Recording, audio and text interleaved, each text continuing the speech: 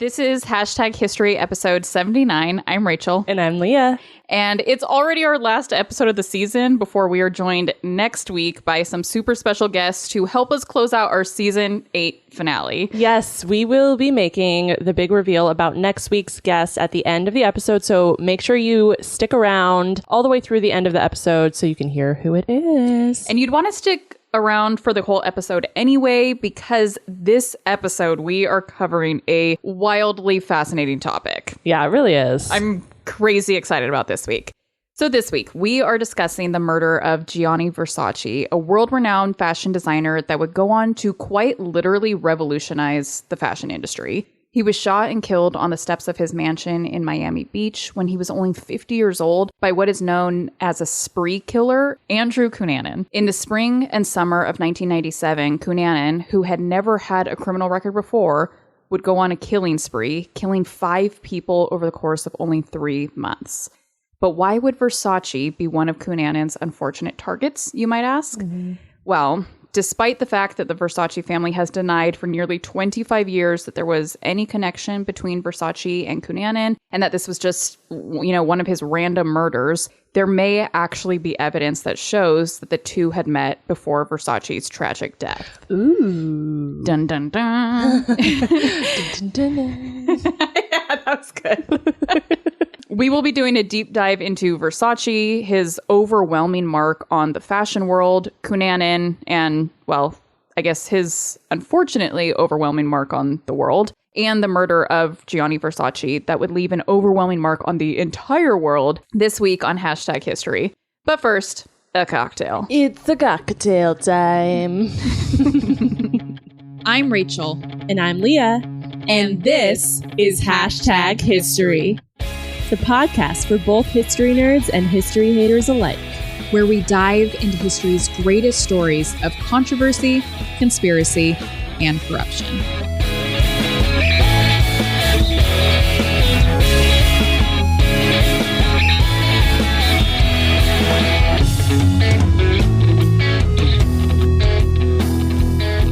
So, first off, we have to thank this week's cocktail sponsor. Yes. You all know her. You do. You know her. It's Alicia Gutierrez Romin, who actually has purchased us 3 cocktails because she's amazing.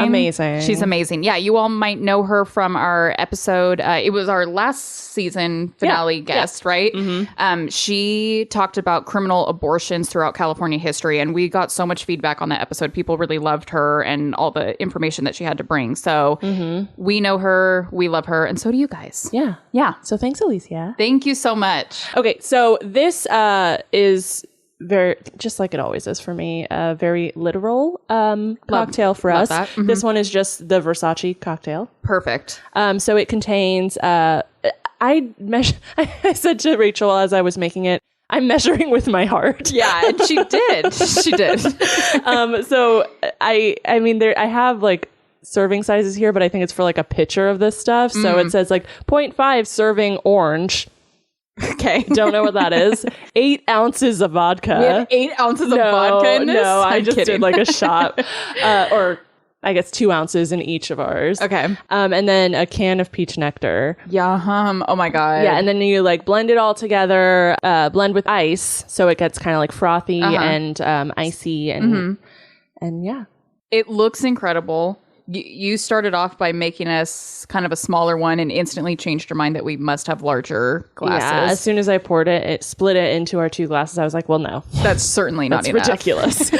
I'm really, really excited. All right, well, cheers. Cheers. What's not to love? There's nothing not to love. And you made the point, too, that with the liquor in here being vodka, I mean, that makes it taste like there is no liquor in it. Mm-hmm. This is so, so, so, so good. Yeah. I wish you had made a picture.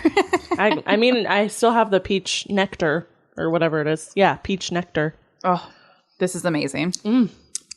Well, sorry, this is a boring cocktail segment, but is there a trend of the better the cocktail, the more boring the segment? Because we're just like, this is amazing. Don't mind us while we sit here and drink all of it. Right? Yeah. I also have been finding it harder and harder to get like historic, like things that I can like really connect to the story. You didn't want to do the history of peaches? I mean, I guess I could dive into that for you now. Yeah, I could. But instead, I'll just drink more. Mm-hmm. Yeah, that's a 10 out of 10. Mm-hmm. It's a 10 out of 10. That's for you, Gianna. That was easy. That was easy. Okay, moving on. Oh, you drank some. It's good. It's good. It's a good one. Okay, so before we begin this episode, I do need to just quickly address the pronunciation of Versace. Have you heard this before? No. Okay, so I wanted our listening audience to know that I am aware that actually the correct pronunciation of Versace is actually Versace. Versace. That sounds Italian, yeah. Mm-hmm. There was a interview that Donatella did. So Donatella, for those that don't know, is Gianni Versace's sister. And she said something, it was like, it was one of the first questions that they asked her was, what is something that you wish people knew about you or about the Versace family or whatever? She was like, well, first of all, it's Versace. That's the first thing I'd like you to know. So I was like, oh, okay. So I want to address that I am aware that technically the pronunciation that I'm going to use throughout this entire episode is incorrect. However, because it is the more well-known pronunciation of the name being Versace, we're just going to disregard that. We're going to disregard the correct pronunciation and we're going to use the more well-known pronunciation. Yeah. So that's all I wanted to say. Well, that's like how British people, they know it's Nike, but they still say Nike. Yeah, because that's the way that they choose to do it. Because that's just how everybody else does it. Mm-hmm. And so that's what I'm doing. Yeah. I'm following the social norms here, I guess. So Gianni Versace was born on December 2nd, 1946 in Reggio Calabria, Italy. Following the death of an older sister, Versace became the middle child between his older brother Santo and his younger sister Donatella. Versace was interested in fashion and design from a very early age, apprenticing at his mother's dressmaking business when he was only a kid and officially began working for her after high school. In 1978, he opened his first boutique in Milan and did his first fashion show with his brother serving as CEO and his sister as vice president. He would go on to become one of the most well-known and sought-after designers of the 1980s and 90s. Very much inspired by ancient Greek history and design, Versace was known to produce very flashy, bold, colorful designs. There were many haters that said his designs were too gaudy or even vulgar, but that didn't stop him. And it didn't stop the celebrities that adored him and continued to flock to him for more. In fact, some of his closest celebrity supporters included Madonna, Cindy Crawford, Elton John, Naomi Campbell, and, of course, Princess Diana. A quote from Versace was, quote, "I think it's the responsibility of a designer to try to break rules and barriers," unquote. And he certainly did that. As he began to become more well-known, he expanded his boutiques throughout the United States and started designing not only clothing, but also publishing books. The brand has now expanded to designing handbags, fragrances, and home decor, including kitchenware, bedding, vases, and more. Mm-hmm. It's certainly a high-end luxury brand because, as part of my research, I may or may not have done some online window shopping. Yeah. And here's just an example of price points here. I looked up how much their socks cost because I thought that would probably be the least expensive article of clothing. Yeah. $50 for a pair of socks. But they're so cute. But no one's ever gonna see them.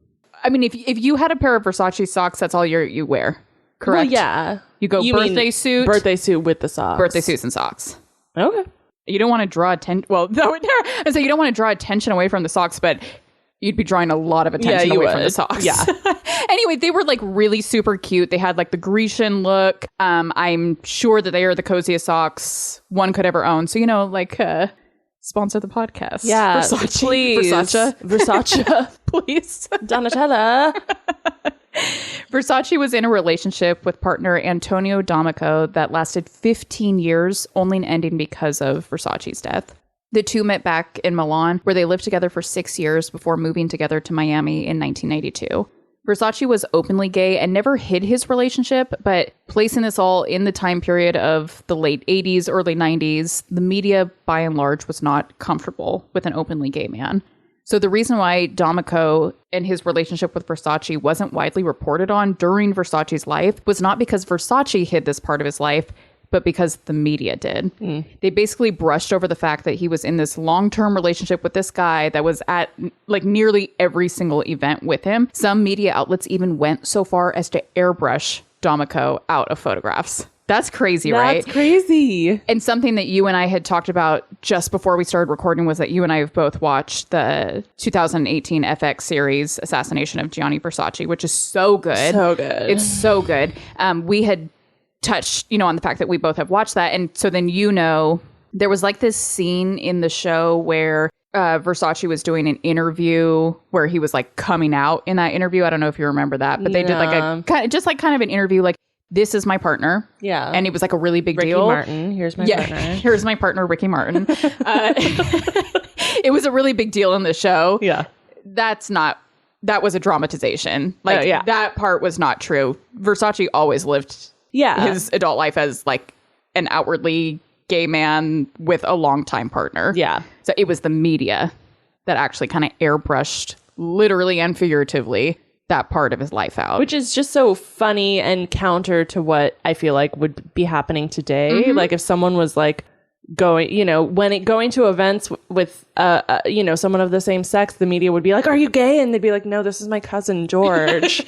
You know what I mean? Like, I feel like nowadays the media would like want to just... Oh, yeah. And latch on to like, who is this person? And find out everything about them and everything about their relationship. And I agree. Interesting. So speaking of that show that we just talked about, the 2018 FX series, it's called Assassination of Gianni Versace, an American Crime Story.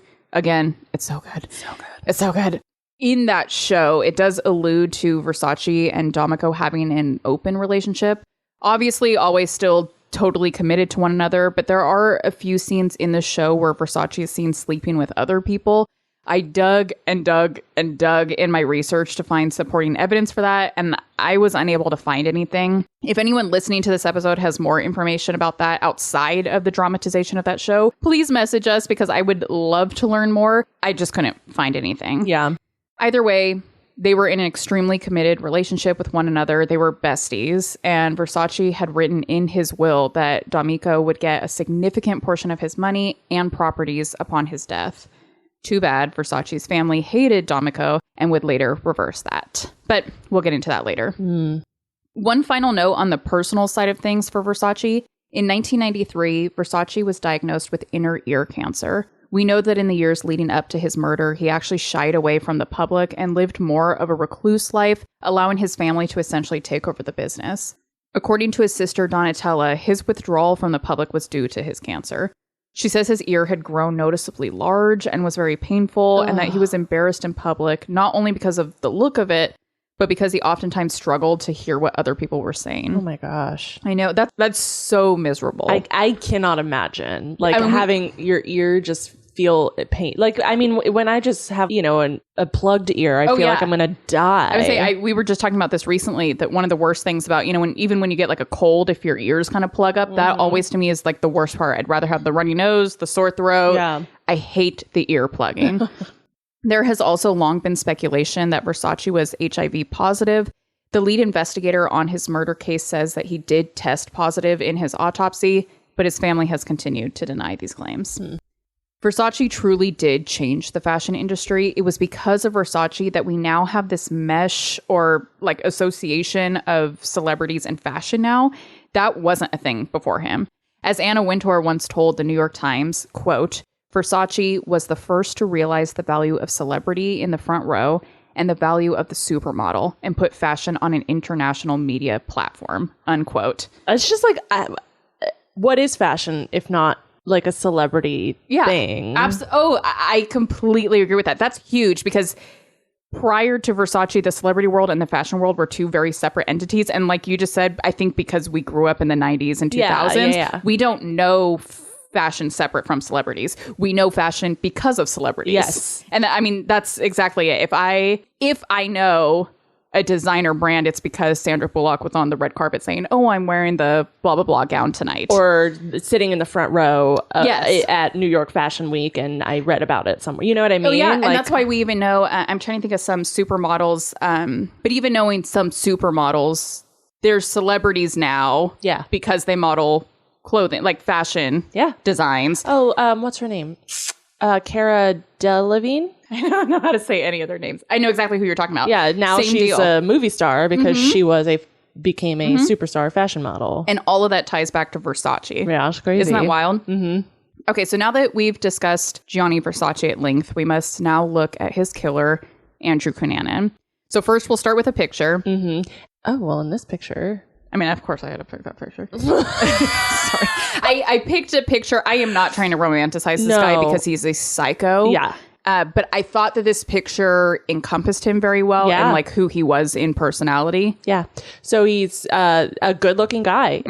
He has a 6-pack showing with a nice white shirt unbuttoned, flowing in the wind. Yeah. Very, very good looking. Great smile. Great smile. Hair. Looks like he's having a good time. Yeah. Speaking of supermodels. Yeah. No, truly. Yeah. And again, you all will see the picture when we post it on Instagram. I didn't purposefully choose like his best looking picture because I'm trying to romanticize this serial killer. It's because I think that encompasses who he was so perfectly. And who he wanted to be. Yeah. Which we will get into. Exactly. Yeah. Andrew Philip Cunanan was born on August 31st, 1969 in National City, California, which is on the lower border of California below San Diego. He was born the baby of the family with 3 older siblings. His dad, Modesto, had served in the Navy during the Vietnam War. When he returned from service, he became a stockbroker. That's going to become important later. Cunanan's father enrolled him in the Bishop School, which is a super fancy, super wealthy private school. Cunanan was by far his father's favorite kid. Not only did his parents buy him a super nice car to drive, they also gave him the master bedroom in the home. Oh my God, he Regina Georged them? Yeah, I didn't make that connection. Yes, that's so crazy to me. Yeah. You have other children and you gave one of your, I mean, even like giving any of your kids the master bedroom. Yeah, that's insane. But you gave one kid over others the master bedroom. Wow. That is wild. Wow. Cunanan was pretty brilliant, though, scoring 147 on an IQ test, which is higher than 99% of the general population. But generally, he didn't really fit in at the school with his fellow classmates that came from much wealthier and more socially established families than his own. To make up for this, Cunanan became a prolific liar, telling wild stories about his family, like the fact that his dad was a millionaire and that he was, technically, actually, royalty. I love it. I just wondered, those types of people, did everyone else at the school like, yeah, sure. Or were they eating it Enamored, up? yeah. I would hope I'd be one of those people like, yeah, sure. Okay. That's, yeah. Wow. That wasn't the impression I got from your 3rd birthday party. So this odd personality went beyond just being a prolific liar, though. People noticed many other things about him in that he just overall had a lack of empathy for people, had behaviors and responses that were not quote unquote normal, and was generally just kind of odd socially. He was crazy smart. We've already talked about his IQ score because, as the story goes, by the age of 10, he had already memorized the whole set of encyclopedias and could whip out any fact from any one of them by memory. We know that obviously something more was happening emotionally and everything, but like that does also sound like a form of autism where like you're socially kind of uncomfortable or, distant, but then like just able academically or like in other ways you're like so crazy talented and focused. Yeah. So I agree. Interesting. Despite the majority of his family intentionally casting a blind eye to it, Cunanan was outwardly gay throughout high school and was actually known around the school for having relations with older men while he was in high school. Nah. Despite all of this, he was voted most likely to be forgotten, which, like, can we not? The 80s were so not nice. This was a question I was going to have for you. I didn't go to normal school growing up. So do schools do this? Do we still do this? They do. My school did like best smile, most likely to achieve. Okay, but most, not like but most nothing likely mean. to be a loser? No, like never. Okay. It was all like nice stuff. So that's what I was like, is this just the 80s? Is this like, just different regions that do this kind of thing? Like, can we stop doing that if that's still a thing? I really don't think that. I don't hope think it's not a schools thing. could allow that anymore. I really hope considered not. bullying. Most likely and to like be printed forgotten. in your yearbook. Yes. That's horrible. Ugh. I hate that. Yeah. Following high school, Cunanan began studying at the University of California, San Diego in 1987, where he majored in American history. So, I feel a little weird now. It's also around this time when Cunanan was 19 years old that his dad up and left the family, fleeing to the Philippines and selling the family home out from underneath them in order to evade arrest for an embezzlement charge he had received while working as a stockbroker. It's also around this time that Cunanan began going to local gay bars more frequently, and his really religious mother came to terms with the fact that her son was gay. Things in the household were really tense between, his father having just left and the family essentially being forced to financially fend for themselves, and between Cunanan's mother disapproving of his sexual orientation. In fact, things were so tense that apparently one time during an argument, Cunanan actually threw his mom up against a wall, causing her shoulder to dislocate. Ugh. It wasn't long after this that he officially moved out of the family home and into the home of a female friend of his and her boyfriend in San Francisco. And something to mention here, and I have to make the very public disclaimer that I'm not a psychologist and do not in any way pretend to be or pretend to know really much of anything about psychology. Yeah. So what I'm about to share here is not just my personal opinion, but the professional opinion of psychologists that have studied this case. Mm-hmm. Many believe in looking at Cunanan's behavior as a young adult that he was like either a psychopath or a sociopath. Yeah. And I know these are two different disorders, but what they do have in common is their shared diagnosis of antisocial personality disorder. You kind of already touched on that when we were talking about just how smart he was academically, but also socially awkward. Yeah. Common things that you'll see in a psychopath or a sociopath include lying consistently and constantly, impulsiveness, aggression, and again, just an overall disregard and lack of empathy for other people. And I think we can agree that up to this point, and certainly further into this episode as we will learn more, we can see these traits in Cunanan. Mm-hmm. While living in the San Francisco area, it is believed that Cunanan took up a number of odd jobs, which included things like selling drugs, creating really violent pornography, and perhaps even doing some sex work. The primary way that he funded his lavish lifestyle, however, was by becoming super chummy with rich, older men in the gay community. Mm-hmm. One such person was a successful businessman named Norman Blatchford. When he and Cunanan first met, Blatchford was living in Phoenix, Arizona, but Cunanan eventually convinced him to move to San Diego and convinced him to purchase a mansion that Cunanan had specifically picked out himself. Isn't that wild? He's so young. He's like early 20s and he's able to swindle these like much older men into literally, I picked out this mansion. You should buy it. Yeah. And we should live here together. And I will furnish the whole thing and throw all my lavish parties here on your tab. The reason why and granted, like you said, I'm not a psychologist. I don't actually know all the differences and stuff, but I feel like my personal thing is that I think he's a sociopath is because, yeah, we talked about he was like socially awkward, but then he's also able to like manipulate people and understand their motives or like get into their heads. That's what I was going to say is like able to absorb specific information about specific people so that he can become the person they want from him. Does that make sense what I'm saying? Totally. That he can change his personality and his look and his interest and all that based on what he wants from someone. Yeah. It's creepy. It's creepy. I'm nothing like that. No, I'm the exact opposite of that. I am 100% myself, but I'm only one person ever. Yes. My personality, unfortunately, doesn't change. Yeah, dependent on who I'm around, not at all. Unfortunately, I am always me. Yes. So this is my own personal opinion, but I think Blatchford, whose partner of 26 years, who had recently passed from AIDS, was in a particularly vulnerable and maybe lonely state at the time. Stories go back and forth about whether or not Blatchford and Cunanan actually had a sexual relationship, but whether they had a sexual relationship or not, they certainly had a financial one.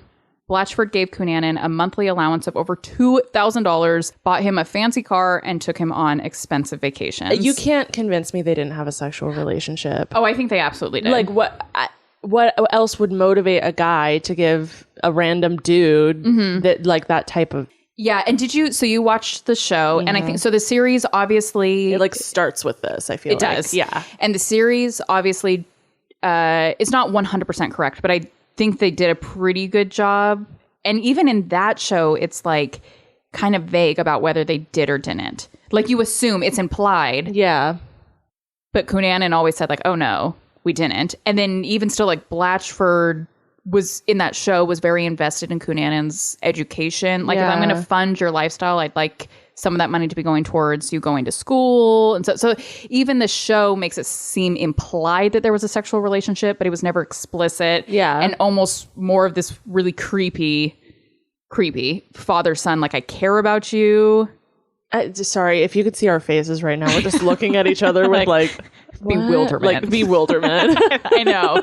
And so, I mean, that's kind of how they displayed it in the show. And that was what I found in my research, too. It's implied. Like you said, it's the assumption, of course. Yeah. But Cunanan denied it. Blatchford never explicitly confirmed. Yeah. So that's where we're at. Mm-hmm. Like I mentioned earlier in the episode, Cunanan was super intelligent, not just clever. And so, I mean, we just talked about this, too. He was able to maintain these relationships with more mature men because he really was in the know on music and art and theology and history and whatnot. There's this story that he knew so much about art that he could speak about any particular art piece, who had created it, what materials were used to create it, and all the places in the world that piece had been displayed.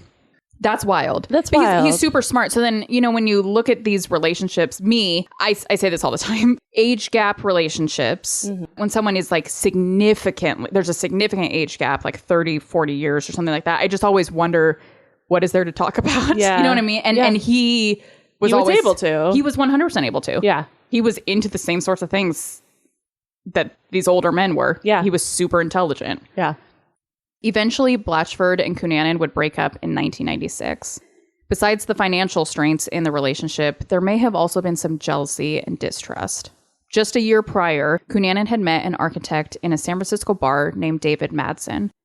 Madsen, who was about 6 years older than Cunanan, lived in Minneapolis, but continued a long-distance relationship with him for a handful of months before breaking it off because, as Madsen told his friends, he thought Cunanan was, quote, shady.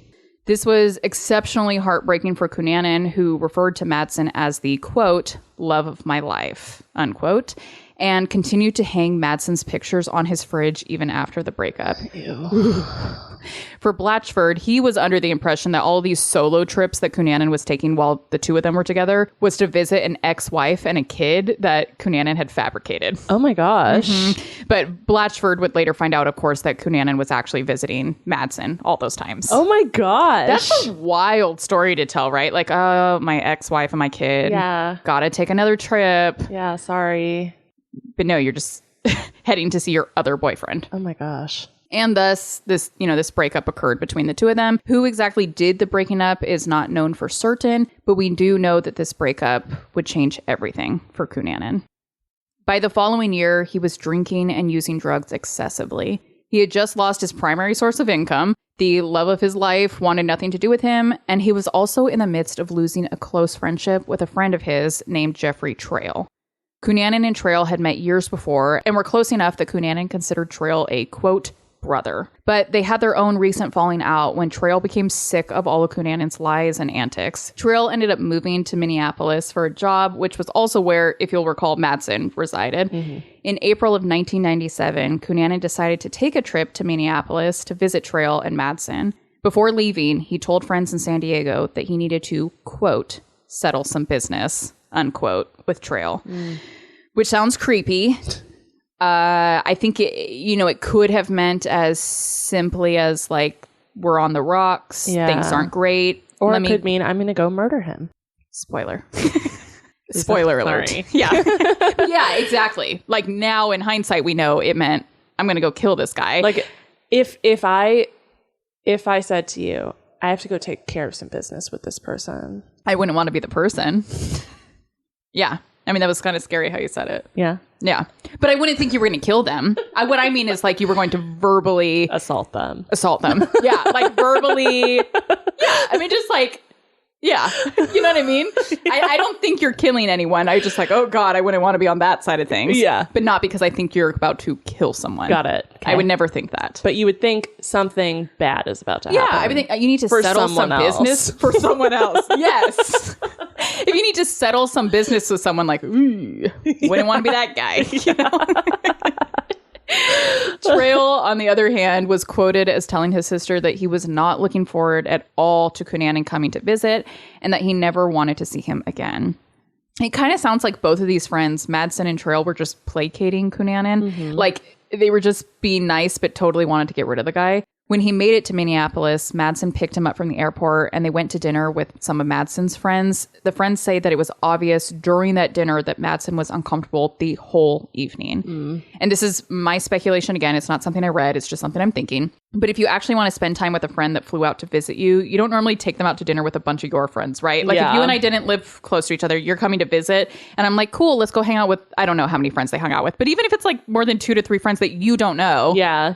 Let's go to dinner with 2 or 3 of my friends that you don't know on your first night here. Yeah. Like, I would feel kind of like, oh. So you really don't want to spend. So you don't want to be with me. Yeah. That's how I would feel. So again, I just think they were placating. To further placate, Madsen didn't even have Cunanan staying with him for the duration of that trip. In fact, Trail had offered his place to Cunanan, but only while Trail wasn't there. Trail was like, when Cunanan came out to make this trip, Trail was like, bye. He wasn't even in the area. Yeah. He was on like a weekend trip with his boyfriend. Yeah. He left a key to his apartment under his rug for Cunanan. So that's cool. You can stay at my place. Not going to be there though. So again, talk about not wanting to hang out with this guy, right? Yeah. When Trail did return, he and Cunanan got in an argument in Trail's apartment in which Cunanan stole Trail's .40 caliber semi-automatic pistol and left. Here we go. Here we go.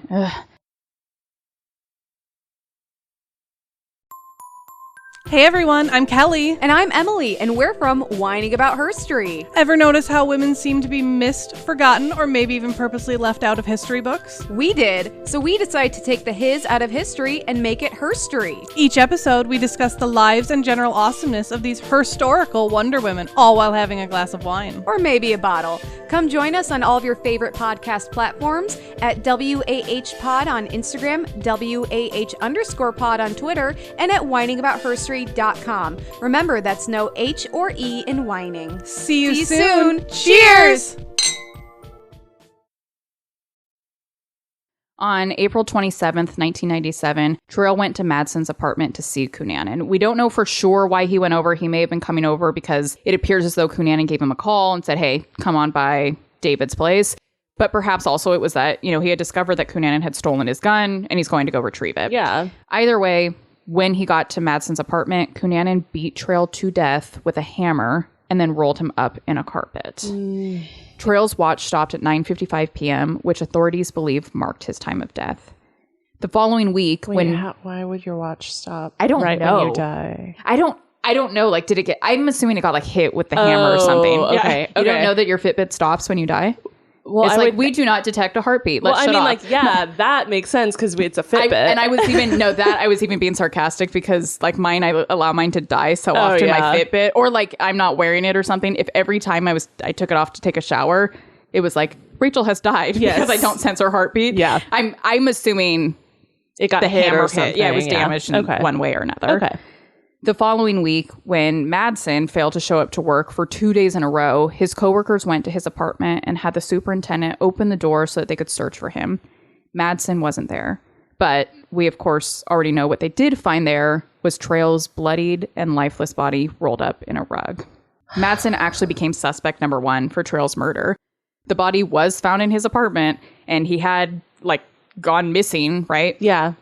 Additionally, there were eyewitnesses that had actually seen Madsen and Cunanan both in the elevator of the apartment complex and walking Madsen's dog outside in the days following the murder. Obviously, this looks super sus, but knowing what we know now, the primary theory is that Madsen likely, was there or walked in on Cunanan killing Trail, and that Cunanan then, in turn, held Madsen hostage. Yeah, and that's how the show paints it. Is like, people saw them in an elevator, but he was under duress. He was there, gun to his back. Yeah, a gun to his back, fear of his life. They went out and walked the dog, but he didn't feel safe just running away or telling somebody. I feel like as the general public, though, if you were following this as it was happening, it would be, just one of these things where the public's trying to figure it out. Like, oh, this sounds super suspicious and stuff, because it almost kind of sounds like the two of them, Madsen and Cunanan, did it together. Yeah, that's what it seems like.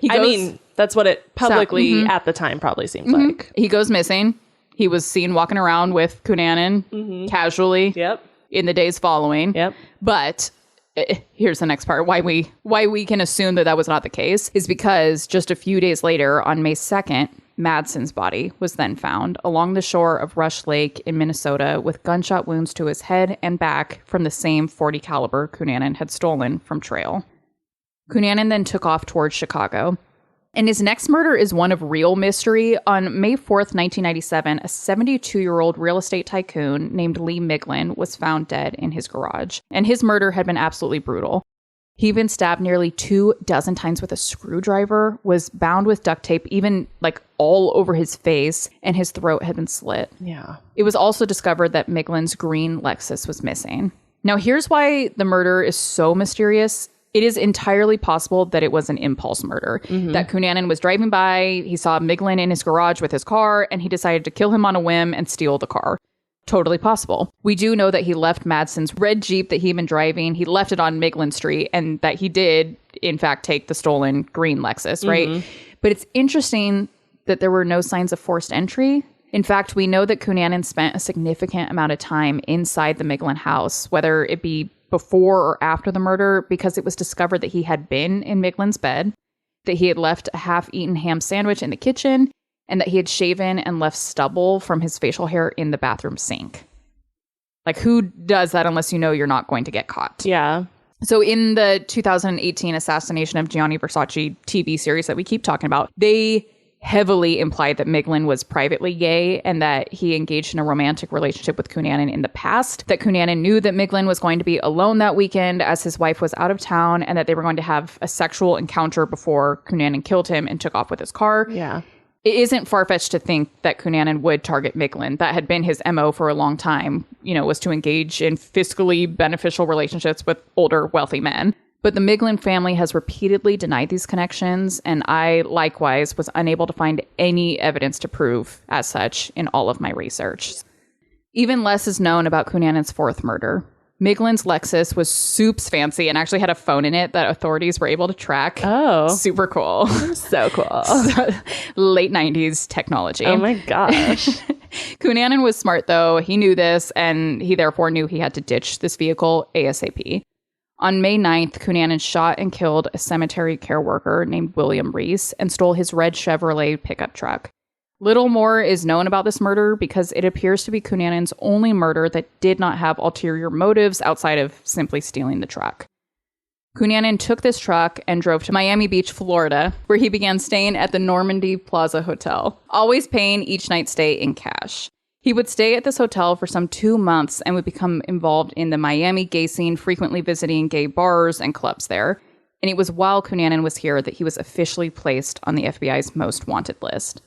Despite how smart and clever this guy is, Cunanan made a really dumb move when, on July 7th, he went into a pawn shop to sell something he had stolen, and he gave them his real name. Why? I don't know, for someone that's that smart. Yeah. But obviously, I mean, they do background checks on people that when you pawn stuff, they provide that information to authorities. Yeah. Maybe it just slipped, Yeah, I think it probably slipped. I also think he maybe was comfortable. He'd been like living in this area undetected for 2-ish months at this point. Right. Mm-hmm.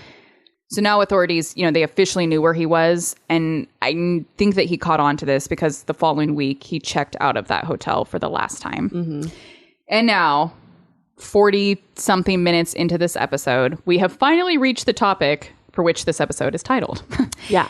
It was July 15th, 1997. Gianni Versace was staying at his 10-room, 3-story mansion in Miami Beach. Have you ever seen pictures of it? No, I don't think I have. Okay, so we're going to look at some pictures. There's a million. You don't have to do in-depth description. But I just think this mansion is so amazing. Oh, yeah, it's pretty. It's, what kind of style does it remind me of? Like Grecian.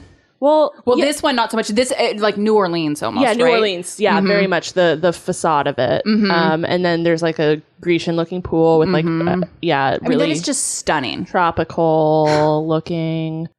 A ginormous bed. That has to be more than like a California King. That's like an extra huge size bed with like a mural on the ceiling. I feel like 5 people could sleep in that comfortably. Oh, 4 comfortably if you're like a starfish sleeper. Yeah. Mm-hmm. Which I am.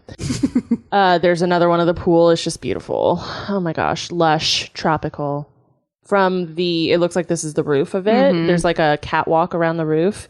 And you can like see the ocean over all the palm trees. It just looks gorgeous. It's stunning. That's what I was telling my husband that, not that we intend to go to Florida anytime soon. Or ever. Or ever really. But in an alternate universe, if we were to visit Florida, I was like, we have to see this mansion. Is it like, can you go and see it? Yes. Okay. Because it's actually now since been converted into a luxury hotel where you can stay for, a starting rate of $750 a night. So, that's on my list, of course. on my dream will never happen list. Yeah. Anyway, July 15th, 1997. It was a fairly typical morning routine for Versace to walk the less than half a mile to the news cafe to pick up his daily magazines. At about 8:30 a.m. that morning, he made his usual stroll, picking up 5 magazines at the cafe, and he turned back around to head home. He reached the gates of his home just before 9 a.m., and suddenly, out of nowhere, on the steps to his mansion, Andrew Cunanan came up behind him, shot him in the back of the head twice with that .40 caliber gun. Versace's longtime partner, Antonio D'Amico, was just inside the gate having coffee on the veranda. Because the house had stained glass windows, he wasn't able to see what had happened, but he could hear it, and he knew that it was bad. Mm-hmm. He and the butler jumped up and ran for the gate. That's when they found Versace lying in a pool of blood. He was rushed to Jackson Memorial Hospital's Ryder Trauma Center just 7 miles away, but by 9:15 a.m., he was pronounced dead. Gianni Versace was only 50 years old at the time of his death.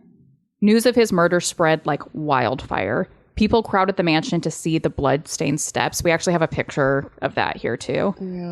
Yeah. Oh, yeah. It's awful. I get it. I get that people are like interested and want to know what's going on, but it reminds me of the Black Dahlia episode that we did too. Oh yeah, where like people just like were walking all over the crime scene, taking pictures. It's just weird. Oh no, it's super weird, and I didn't include this in the episode, so my research isn't super good on this because this is just something I read in passing that I'm now bringing up and don't have much backing for it. But there were people that like rushed to the scene, took pictures, and then tried to sell pictures of Versace's body for tens of thousands of dollars. Yeah. Mm-hmm. That's disgusting. Yeah. Oddly enough, there was also like a bloody dead dove that was found on the mansion steps beside Versace's body. This is an odd story. Many took it initially, before we knew that Cunanan was behind the murder. Initially, they thought it meant like perhaps the mafia had been involved because sometimes that was a symbol of the mafia to leave a dead bird behind. Yeah. Others had considered this to just have, like a more spiritual meaning that Versace had passed on to a better place of love and peace. But ultimately, it was just a really weird story of wrong time, wrong place in which this dove ended up getting caught in the crossfires during the murder. That's like when have you ever seen that video of the baseball player that hits the bird? That hits the bird and it just explodes. Yes. Talk about wrong time, wrong place. At least it went quick. Oh, yeah. He didn't suffer. No. Because he exploded. Yeah, I've seen it. And I mean, isn't that crazy? That is crazy. Crazy timing that this bird just like flew by right and caught a bullet. So I'm not going to show the pictures of the bird here because they're just really gross, but you can actually find pictures of the bloody dove if you want to Google them. Oh, I'm good. All right. The location of Versace's mansion is a pretty public and well-known place. So when Cunanan shot him, there were eyewitnesses. Mm-hmm. People watched as a man in a gray t-shirt, black shorts, baseball cap, and backpack shot him and then took off. They also found nearby the stolen truck that contained Cunanan's clothing and cutouts of newspaper articles about the other murders that he had committed. He's just carrying those around with him. Yeah, killers do that. Oh, trophies, right? And something that the show dives more into than obviously this very like abbreviated version of it is like his motives behind it. And maybe we'll touch on that once this is all done. Yeah, we're going to touch on motives a bit. But like he, at least again on the show, I haven't done as much alternative research as you have, but like he wanted to be special. He thought he was special and he wanted to be known and almost like he wanted to be a celebrity. Yeah.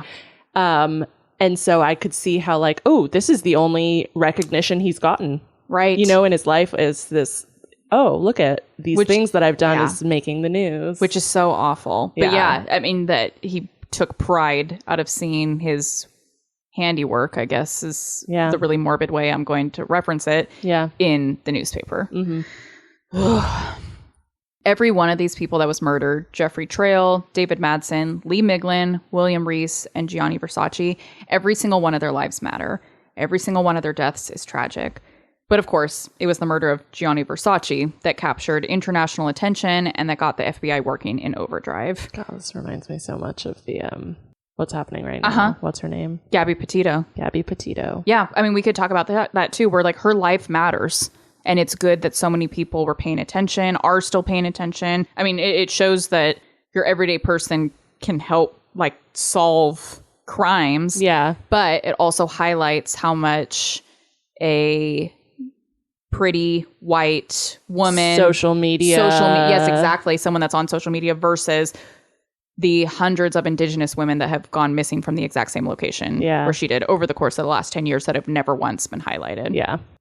Following Versace's murder, at the height of the pursuit, there were some 1,000 agents working on the case. That's how much this thing got like pushed into overdrive. That's I mean, like, his life matters, like you said, but like that's ridiculous. But so did everyone. But so did everybody else's. Mm-hmm. Yeah. With the world looking for him, Cunanan didn't have many places to hide. For a whole week, the country would search for him. And then on July 23rd, authorities were tipped off that he was hiding in a houseboat along the Miami coast. As they approached the boat, they heard a gun go off. On July 23rd, 1997, Andrew Cunanan, spree killer, took his own life with the same gun that he had used to murder so many others. So why did Cunanan kill Gianni Versace, much less all of these other people? We already kind of talked about some motives. Yeah. We won't ever officially know, right? Yeah. But of course, that hasn't stopped people from speculating. Yeah. I mean, like, hi, that's why we're here. That's kind of what we do here. That's kind of our job. So I do think it's clear that Versace was targeted. Cunanan was staying in a hotel only 4 miles from his Miami Beach mansion. Yeah. It was also widely known amongst Cunanan's friends that he was obsessed with the fashion designer. Yeah. As we discussed early on in the episode, Cunanan was a compulsive liar. And one of the things he lied about the most was that he and Versace were personal friends. And while authorities were never able to find a link between the two men, and the Versace family continues to deny any connection between them to this day, it is possible that Cunanan and Versace actually did meet prior to his death. Journalist Maureen Orth of Vanity Fair was the first to reveal that in her extensive research, she had found that the two men had actually met in San Francisco in 1990 when Versace was in the city designing costumes for the San Francisco Opera. Mm-hmm. But Orth contends that there was never anything more than this one chance encounter. So is it really possible that this encounter happened and that Cunanan obsessively stalked Versace for the next several years thereafter? I mean, maybe. Mm-hmm. There's also speculation that his killing spree was largely based out of jealousy. Perhaps he was jealous of his two friends, Trail and Madsen, for having successful lives and romantic relationships. And then that jealousy was magnified by Versace, an outwardly gay man that, you know, had a very successful career, lavish lifestyle, and a loving partner. Mm-hmm. And finally, there were unfounded rumors that Cunanan was HIV positive and was therefore taking out a vengeance on gay men. Nah. I think that's really stupid, but it came up in all my research, so I thought I had to mention it. Yeah. This rumor is totally unfounded. Cunanan's autopsy would show that he was not HIV positive. Mm-hmm. Regardless, we do know that all Cunanan ever wanted was to achieve fame and notoriety. And he certainly did that through his murderous killing spree of 1997. So perhaps for him, it didn't matter how exactly he achieved it. Mm-hmm. Regardless of Cunanan's motives, Versace's death left a gaping hole in the fashion industry. At his funeral that occurred in Milan on July 22nd, approximately 2,000 people showed up. So check out this picture here. You can see some well-known people that were in attendance at his funeral. Yeah. So the two I recognize is Sting and Princess Diana. Mm-hmm. In his will, Versace had left 20% stake to his sister Donatella, 30% to his brother Santo, and 50% to his niece Donatella's daughter, though she was only 11 years old at the time of his death. When she inherited her stake when she turned 18 years old in 2004, she inherited approximately $500 million. It's good to be a Versace. Versace. After Versace's death, Donatella would take over creative design for the company, and Santo would continue as the CEO. Like I mentioned earlier, as part of his will, Versace left his partner, D'Amico, nearly $60,000 a month and the ability to live in any one of Versace's properties. But since the properties were technically owned by the Versace company, not Gianni Versace individually, Donatella was able to keep D'Amico from moving into one of the residences, and she was also able to limit the amount of money he would receive.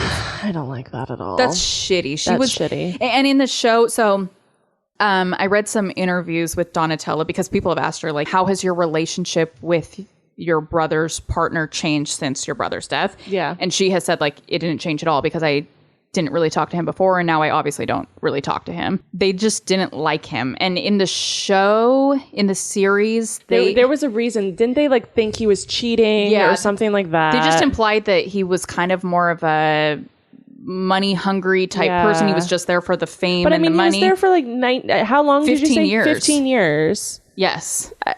I know. That's how I feel about it too. I do think, sometimes your family does know better about your relationships than you do because they can see from like an outsider perspective. Yeah.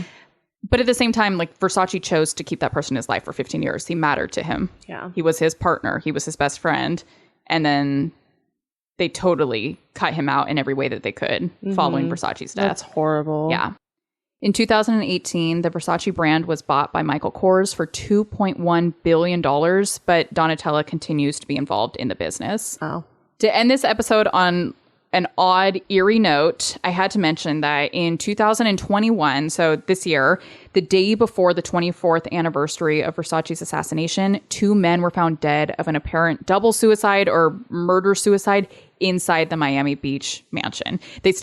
Authorities still don't really know exactly what happened, what the order of the deaths were, but how odd and eerie is it that it happened right there at the anniversary? I have to think that was probably intentional. Oh yeah, I do too. And also less likely to want to stay at that hotel now. So. Yeah, a little less likely. A little less likely. Because now it's extra, extra haunted. Yeah. Yeah.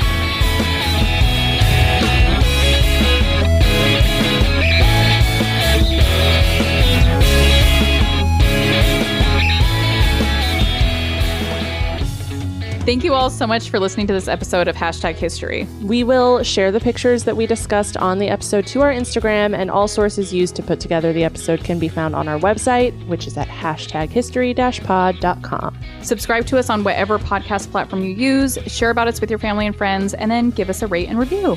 And circling back to Instagram, be sure to check us out on there at #history_podcast, and you can also find us on TikTok at #history, all one word. And come join us over on Patreon, where for as little as $1 a month, you can help support our books and booze supply. This is where you will get access to behind-the-scenes content, weekly hashtag hangout episodes, and we mail you cards and stickers. And now, to announce next week's special guests joining us to close out our Season 8 finale. We are super excited to have the fabulous Caitlin and Sarah from Luminol Podcast on the show next week. Woo! Yay! We will be discussing a disappearance and murder that is not very well known, although it should be, since the legacy of it continues to this day and is very much a part of our nearly everyday lives. Yeah. So that's that. It's going to be good. I can't wait. Yeah. Be sure to tune in next week for our super special finale episode with our wonderful guests. We hope to see you there. Thank you. Thanks. Bye.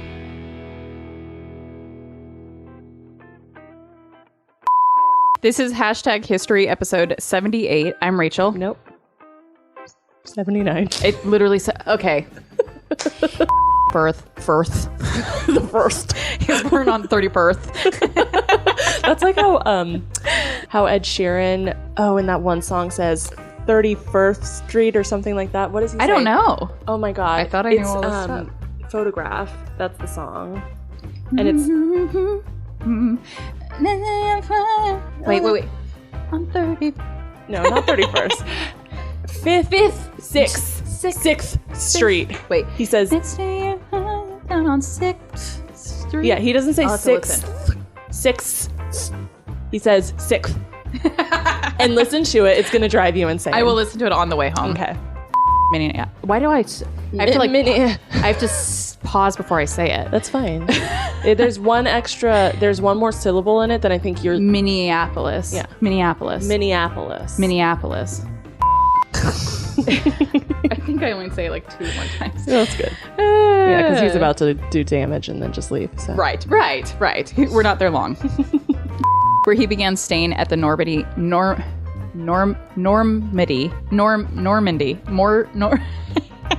Do you say that? Normandy. Normandy. How did do you say it? You Normandy. said it right. Normandy. Normandy, the way that it's spelled? Yeah. Okay. Not Normandy. Normandy, bop. Morbidi at the Morbidi Plaza. Oh my God.